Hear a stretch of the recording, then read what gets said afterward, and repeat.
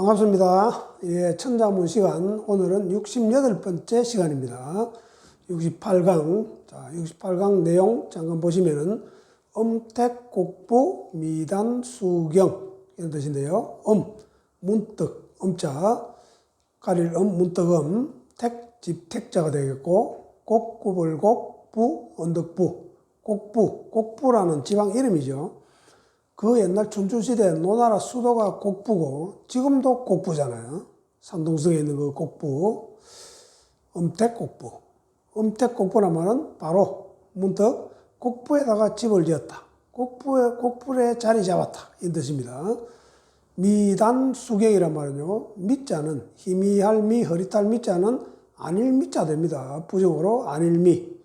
단 하면 이때 단, 아침 단자는 이 주공 이름이 단이거든요. 주공 이름이 성씨는 희시고요.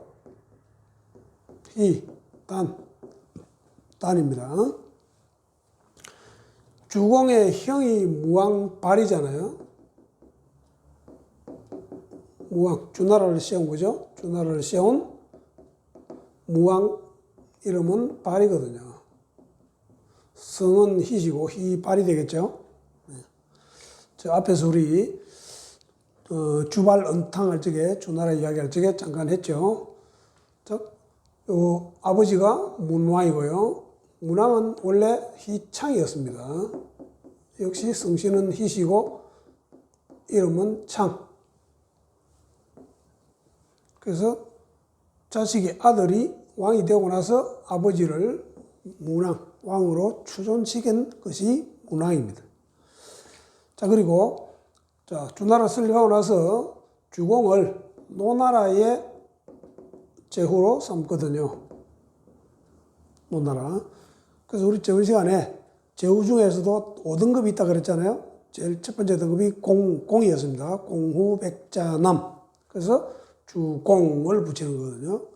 그래서 주공이 노나라의 이 봉토를 받는데, 이때 주공이 받을 그 시점에 무왕이 일찍 죽습니다. 무왕은 주나라를 설립하고 2년 반 만에 죽어요. 그래서 무왕의 아들이 송인데, 성은 희시고 이름은 송. 이 사람이 바로 성왕이 되겠습니다. 이 성왕이 너무 어려서 주공이 직접 노나라로 안 가고 주공의 큰 아들을 노나라에 보냅니다. 백검이라는 아들인데요.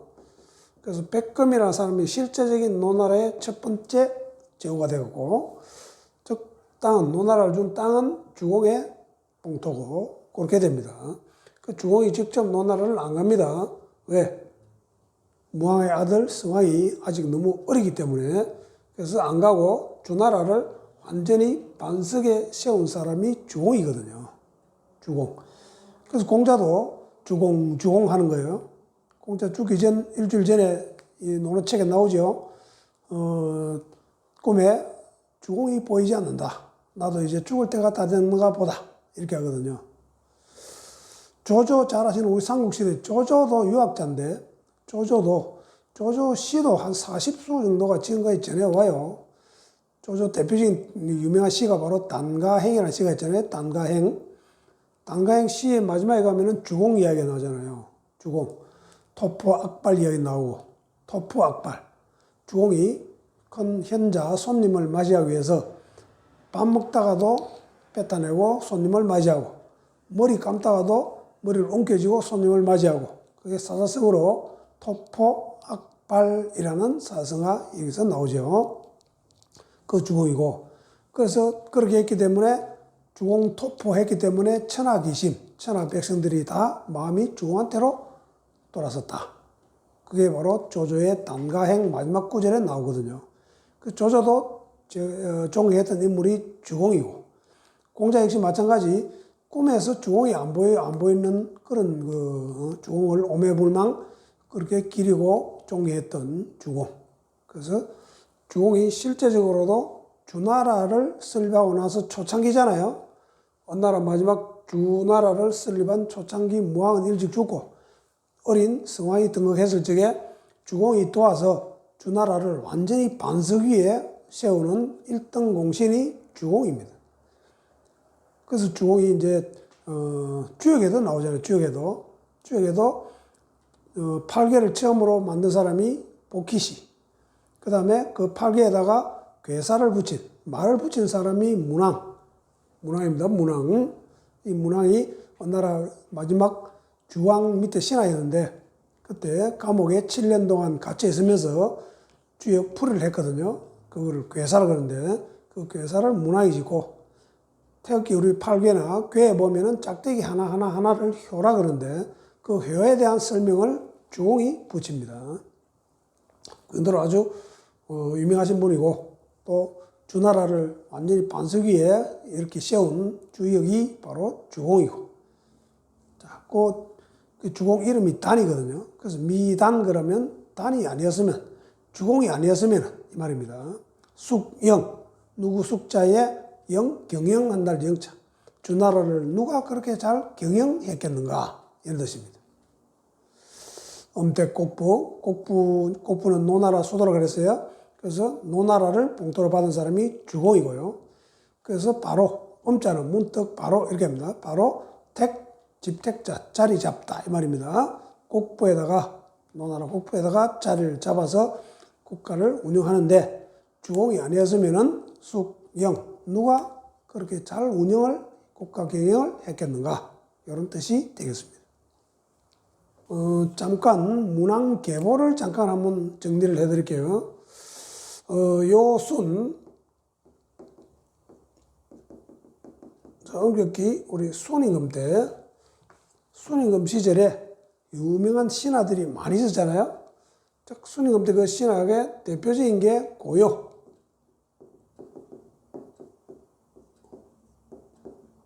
도자기 도자는 사람 이름일 때는 요라고 발음을 합니다. 고요. 그 다음에 후직이라는 게 있네요.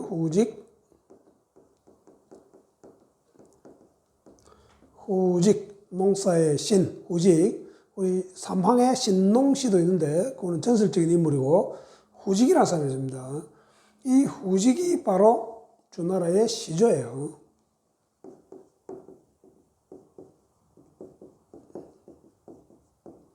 후직이라는 사람이. 그 다음에 우라는 사람도 순임금 때 신하였습니다. 후직은 농사 담당관이고, 고요는 이게 법 담당관이고, 우라는 사람은 이거는 치수에 성공을 하잖아요. 우가. 이렇게 유명한 신하들이 많이 있는 중에 농사를 담당했던 후직이라는 사람이 바로 주나라의 시조, 즉 문왕과 무왕 이런 사람들이 시조라 이 말입니다. 요 후직으로부터 13대째로 내려가면요. 13대로 내려가면은 고공단보라는 사람이 있습니다. 고공단보. 아버지 부자도 사람 이름으로 이야기할 때는 보라고 했거든요. 고공단보. 자, 요 계보 이야기는 논어책에도 나옵니다. 이 고공단보한테 아들이 3명이 있는데 첫 번째 아들이 태백, 두 번째 아들이 중옹, 세 번째 아들이 계력.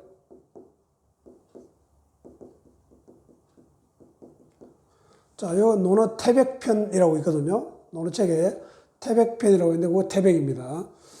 자, 이 고공단보라는 아버지가 볼 적에 계력이 낳은 자식 그게 바로 창이거든요. 이 손자가 아주 똑똑했는가 봐요.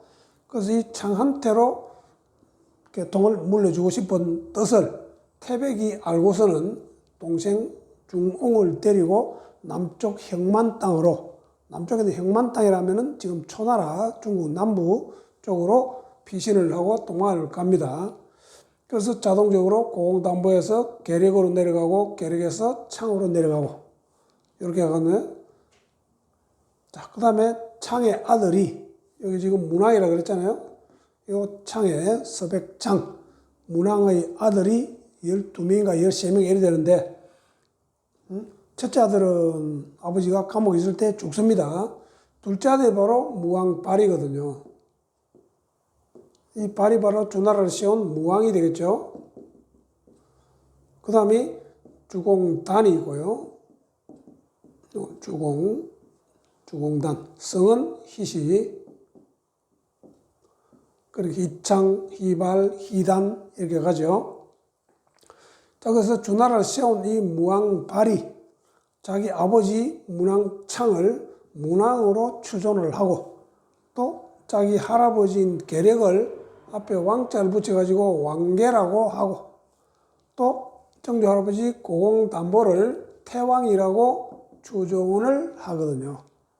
이렇게 됩니다. 후직으로부터 이렇게 쭉 내려가서 무왕까지. 그래서 후직이 주나라를 세운 무왕 또는 문왕 이런 사람들의 시조다. 이렇게 이야기를 하고 있습니다. 자, 그러면은 글자를 하나씩 볼게요. 자, 위에 있는 거는 큰데 밑에 요거. 요 모양은 원래는 요거예요. 펼칠 신자, 그죠? 받전자가 부수고 아래 위로 거듭 펼쳐졌다. 거듭 신자 되고. 신자는 거듭이라는 뜻도 있습니다. 공자께서 거듭 말씀하셨다. 신언하셨다. 이런 말이 있거든요. 거듭. 아래 위로 두 번 거듭. 모양에는 하늘에서 번개가 치는 모양입니다. 번개 모양. 그래서 이렇게 번개가 여기 밑에 거를 꼬부려 놓은 거예요. 지금 중국 간체로는 번개 전자를 이렇게 씁니다. 우리나라는 위에다가 비유자를 쓰고 있죠. 이렇게 우리 번개전. 중국 간체는 밑에 것만 씁니다. 즉 번개 치는 모양. 위에 큰 데는 사람이니까는 사람이 번개가 치면은 무서워서 놀래서 가리든지, 그죠? 그 번개가 갑자기 꽝 하고 치니까는 갑자기 엄자가 갑자기 엄자되고 문득 엄자되고 곧바로 이런 뜻도 되거든요. 즉 번개가 사람 위를 덮는다 이렇게 하잖아요. 그 사람이 앞에 손을 내려 붙이면은 가릴 엄자가 되거든요. 사람이 무서워서 손으로 가린다. 이렇게 하면 가릴 엄자가 됩니다. 엄폐한다 할 적에. 즉 오른쪽 요거는 번개가 사람 위를 덮고 있는 모양. 그래서 번개가 갑자기 치니까는 갑자기 문득 곧바로 이렇게 쓰고 있는 거거든요. 집택자, 이건 집이고 안에 있는 요거 의지한다는 뜻입니다. 이거는 부탁한다, 의지할 탁자입니다. 요 밑에 있는 요거 털모자 아닙니다. 요거 의지할 탁자. 뿌리가 땅속에 뿌리가 이렇게 내린 초목 모양이거든요. 원래가 그게 땅속에 뿌리가 내리고 있는 집. 사람으로 치면은 뿌리 내리고 있는 집이니까는 집이 되죠. 집택이 되죠. 또는 거주한다. 자리 잡는다. 이런 뜻도 되잖아요. 살터전을 잡는다. 이렇게 생각하시면 되죠. 택. 그 다음에 곡자. 곡자는 이게 부수가 가로와리 부수거든요. 말하는 게 부수입니다. 그래서 우리 곡진하다는 단어가 있거든요. 곡진하다. 곡진하다 할 때 이거는 정성이라는 뜻이죠. 정성을 다한다는 뜻입니다. 구불곡자가 모양이 구분 모양. 모양이 바구니, 둥근 바구니 모양으로 그림을 그려놨습니다. 둥근 그런 모양, 둥근 바구니 모양. 이렇습니다. 그래서 구불곡, 바구니가 구불곡, 정성곡 이렇게 쓰입니다. 바구니 모양이니까 이 자체가 그냥 상형자예요. 둥근 바구니 모양. 바구니를 만들 적에 정성을 다해서 만든다. 뭐 그렇게 외우시면 좋겠죠. 정성곡. 자, 붓자는 이게 언덕 모양이니까는 언덕 붓자. 이거를 붓으로 쓰일 때는 이렇게 쓰죠. 언덕 붓자. 자, 밑자. 밑자 보시면은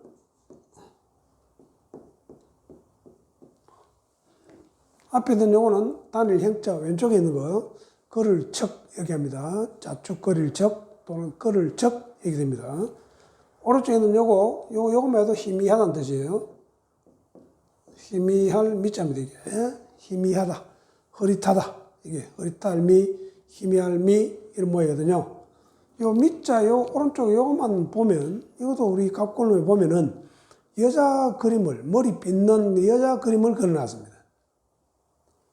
눈에 띄지 않게 자기 방에서 혼자 머리를 빗고 있는 모양. 이렇게 다른 사람한테 눈에 안 띄도록 한다 해가지고 희미할미, 흐릿할미 이렇게 쓰이는 글자거든요.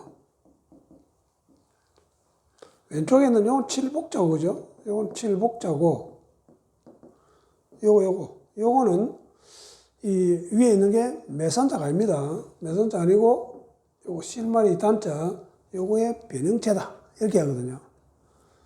그 삼실이 이렇게 쭉 뻗어 있는 모양, 이 뻗어 있는 모양을 잘 가지런히 한다, 잘 조정한다 이런 뜻입니다 이게. 그래서 가꿀문에는 여자가 머리를 혼자서 머리 빗고 있는 모양, 가지런히 하는 모양, 남이 안 보는 데서 한다. 그래서 흐릿할미, 희미할미. 그래서 간단한 뜻으로 이렇게 희미한 곳으로 가버렸으니까는 더 안 보이겠죠. 그래서 정밀하다, 세미하다, 뭐 은밀롭다, 미세하다 이렇게 쓰이고 있죠.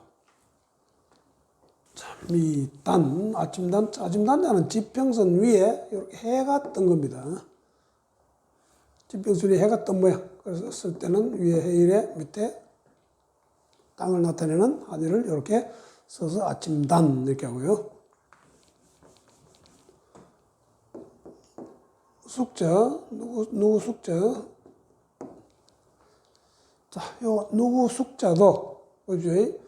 왼쪽에는 요거는 이 부사로 누구십니까? 이제 누구 이런 거는 원래 뜻이 아닙니다. 부사이기 때문에.